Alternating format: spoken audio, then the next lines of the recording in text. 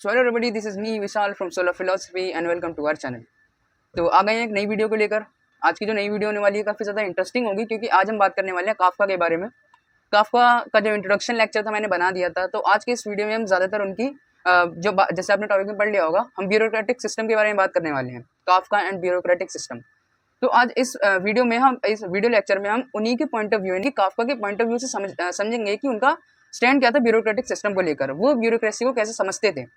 तो वीडियो जो है मैं पहले बता दे रहा हूँ, हम ज़्यादातर इसी टॉपिक के ऊपर बात करेंगे, ना कि मैं उनके इंट्रोडक्शन वगैरह दूंगा, क्योंकि इंट्रोडक्शन में मैंने वीडियो बना दी है, लिंक उसकी मैं डिस्क्रिप्शन में दे दूंगा। और इस वीडियो में हम उनके कोड्स के बारे में बात करेंगे। उन्होंने कुछ कोड्स दिए थे अपने ब्यूरोक्रेटिक सिस्टम के लेकर, तो उसी के हम समझेंगे और उनके ऊपर चर्चा करेंगे। तो वीडियो इंटरेस्टिंग होने वाली है, एंड तक जरूर देखना। सबसे पहले समझ लेते हैं ये ब्यूरोक्रेटिक सिस्टम, जो मैं इतनी देर से बोल रहा हूँ, ब्यूरोक्रेसी जो बोल रहा हूँ, तो इसका मतलब क्या होता है। तो ऐसा सिस्टम जिसके अंदर कोई मतलब पॉलिटिकल स्फीयर होता है, जो इंस्टीट्यूशनल स्फीयर होता है, वही सब होता है ब्यूरोक्रेटिक सिस्टम। यानी कि जिसके अंदर बहुत सारे लोग काम कर रहे होते हैं, बहुत सारे लोग मतलब इंटेलेक्चुअल्स बैठे होते हैं वहाँ पर, सो कॉल्ड इंटेलेक्चुअल जिसे कहते हैं, तो वो सब बैठे रहते हैं और वो अपना काम कर रहे होते हैं। अगर शुरू में समझना है तो इसे ऐसे करके समझ सकते हैं। अब यहाँ पे नोट्स रखे हैं, तो मैं इन्हीं से देख के बताता रहूँगा, ये मत कहना कि भाई देख के बोलता है, क्योंकि कई बार ऊपर नीचे हो जाती हैं चीज़ें। तो जरा बताता हूँ।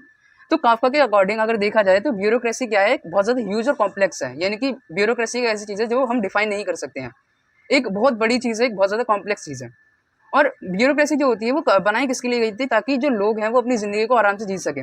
हर एक चीज़ की ब्यूरोक्रेसी होगी, चाहे आईएएस ऑफिसर होगा, आईपीएस ऑफिसर हो गए, या कोई भी पॉलिटिकल स्फीयर हो गया, इंस्टीट्यूशनल स्फीयर हो गया, ये बनाया इसलिए गया था ताकि जनता की हेल्प हो सके, ताकि लोग आसानी से जी सकें। लेकिन आज के टाइम में हम क्या देख रहे हैं कि ये जितने भी स्फीयर्स होते हैं, जितने भी पॉलिटिकल या इंस्टीट्यूशनल स्फीयर हैं, ये जनता को परेशान करने लगे हैं। यानी कि इंस्टीट्यूशनल स्फीयर और पॉलिटिकल स्फीयर, जैसे पैच एडम्स आपने देखा होगा, जो मूवी अगर आपने किसी ने नहीं देखी तो मैं रिकमेंड करूंगा देखना। तो उसमें कैसे दिखाया कि हॉस्पिटल्स वगैरह जो इंसानों की हेल्प करने के लिए बनाए थे, वहाँ पे कोई इंसान मौत से लड़ रहा है, लेकिन उसे बिना किसी फॉर्म के अंदर नहीं लाया जाता है। तो यही काफका ने बताया था कि कैसे इंस्टीट्यूशनल स्फीयर और पॉलिटिकल स्फीयर यानी कि ब्यूरोक्रेसी इंसानों को, ह्यूमंस को अपाहिज बना देती है, यानी कि उन्हें कैसे असहाय बना देती है, पावरलेस बना देती है। तो अपनी जो काफका है, उन्होंने ब्यूरोक्रेसी के ऊपर बहुत ज़्यादा ध्यान दिया है। उन्होंने ब्यूरोक्रेसी जैसे कि अपनी जो मेटामॉर्फोसिस थी, अपनी ट्रायल थी, उनमें उन्होंने काफ़ी ज़्यादा अच्छे से डिफाइन करा है ब्यूरोक्रेसी को, कि कैसी होती है ब्यूरोक्रेसी असल जिंदगी में। अब काफका ने बताया कि ब्यूरोक्रेसी के अंदर, पॉलिटिकल स्फीयर या इंस्टीट्यूशन स्फीयर के अंदर पेपर वर्क ज्यादा मैटर करते हैं as compare to justice. Justice इंसान को मिले ना मिले, पर पेपर वर्क ज्यादा इंपॉर्टेंट होते हैं। वही एग्जाम्पल पैच एडम्स वाला जो मूवी थी, पैच एडम में इंसान की हेल्प करने के लिए जो हॉस्पिटल्स बनाए गए थे, वो इंसान की हेल्प नहीं करते थे। क्यों? क्योंकि फॉर्म नहीं भरा था, यानी कि पेपर वर्क नहीं करा था, इसीलिए। अब जब काफका ने ब्यूरोक्रेसी के ऊपर इतना लिखा, तो उन्होंने एक टर्म ही दे दी, मतलब उन्होंने नहीं दी, एक टर्म आई जिसका नाम होता है काफकाइस्क। काफकाइस्क के ऊपर मैं पहली वीडियो बना चुका हूँ, एक शॉर्ट बना चुका हूँ, मैं उसकी लिंक भी आपको दे दूंगा, लिंक डिस्क्रिप्शन में होगी।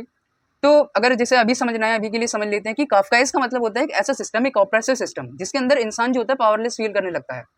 तो इसी वजह से जो काफकाइस्क टर्म है, काफका के काम की वजह से आई है। काफका ने क्योंकि इतने अच्छे से ब्यूरोक्रेसी को डिस्क्राइब करा है, तो इसीलिए काफकाइस्क टर्म दे दी गई है। और आजकल हम अगर देखें तो मेजोरिटी ऑफ द पीपल, चाहे कॉर्पोरेट वर्कर हो, चाहे कोई भी गवर्नमेंट जॉब का इंसान हो, वो काफका की सिचुएशन से ही गुजर रहा है। तो आज मैं काफका के बारे में बता रहा हूँ, ये इसलिए बता पा रहा हूँ क्योंकि काफका ने जो चीजें लिखी हैं वो आज भी रेलेवेंट हैं। उस टाइम पे जैसे ब्यूरोक्रेसी थी और इसी टाइम पे सिमिलर है ब्यूरोक्रेसी, उनमें कुछ ज्यादा बदलाव नहीं आया है। अब काफका ने कई सारे कोड्स दिए थे, तो उन्हीं में से मैं कुछ कोड्स जो है लाया हूँ ब्यूरोक्रेसी के ऊपर।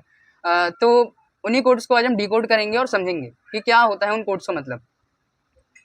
तो मैं पहला कोड पढ़ के सुनाता हूँ, जो कि है within the law all is accusation advocacy and verdict any interference by an individual here would be a crime. तो इसमें काफका कहना चाह रहे हैं कि एक पूरे इंस्टीट्यूशन में, एक पूरे जितना भी इंस्टीट्यूशन होता है, उसमें जितनी भी चीज़ें होती हैं वो सिर्फ लॉ ही होता है। यानी कि हर एक चीज़ लॉ बताता है, लॉ ही सब कुछ होता है, ना कि उसके जो पीपल हैं जिसके लिए वो बनाई गई है वो मैटर नहीं करते, सिर्फ लॉ मैटर करता है। और अगर किसी इंडिविजुअल ने उसमें इंटरफेरेंस करी कि तुम ऐसा गलत कर रहे हो या ऐसा नहीं कर सकते, तो वो उस इंडिविजुअल के लिए करना क्राइम होगा। और अगर इन शॉर्ट इस पूरे कोड का मतलब समझाऊं, तो वो हो सकता है कि इंडिविजुअल मैटर नहीं करता किसी भी लॉ के सामने। लॉ हर एक चीज़ को कंट्रोल करता है, ना कि इंडिविजुअलिटी करती है। जिसके लिए बना गया है वही कुछ मैटर नहीं करता उस लॉ के लिए। अब जो सेकंड कोट है वो शायद आपने सुना होगा, क्योंकि ये बहुत ज़्यादा फेमस है, तो मैं पढ़ के सुनाता हूँ। Every revolution evaporates and leave behind only this lime of a new bureaucracy. यानी कि जितने भी रिवोल्यूशन तुम कर लो, पर एंड में एक नई ब्यूरोक्रेसी बन के आएगी, एक नई अथॉरिटी रूल बन के आ जाएगा। क्योंकि किसी भी सिस्टम को चलाने के लिए एक नया अथॉरिटी चाहिए होगा, और उस अथॉरिटी में करप्शन होगा। करप्शन इन द सेंस, कोई ज़्यादा पावरफुल होगा, किसी के पास कम पावर होगी, और कोई जो होगा किसी के अंदर पावर ही नहीं होगी, यानी कि पावरलेस फील करेंगे लोग, जो कि होंगे individual. So that's all for the video. आज की वीडियो बस इतनी थी। मैं सोच रहा हूँ कि कहीं कुछ टाइम बाद मैं मेटामॉर्फोसिस के ऊपर भी वीडियो बनाऊंगा। अगर मैं उसे पूरा पढ़ लेता हूँ तो कुछ टाइम बाद आपको उसे देखने को मिल जाएगी। अगर आपको वीडियो अच्छी लगी हो तो उसे लाइक करना और चैनल को सब्सक्राइब करना अगर आप चैनल पर नए हो, और कमेंट करना मैं क्या चीज़ें नई और बेहतर कर सकता हूँ। और जब तक के लिए stay tuned, thank you and bye bye.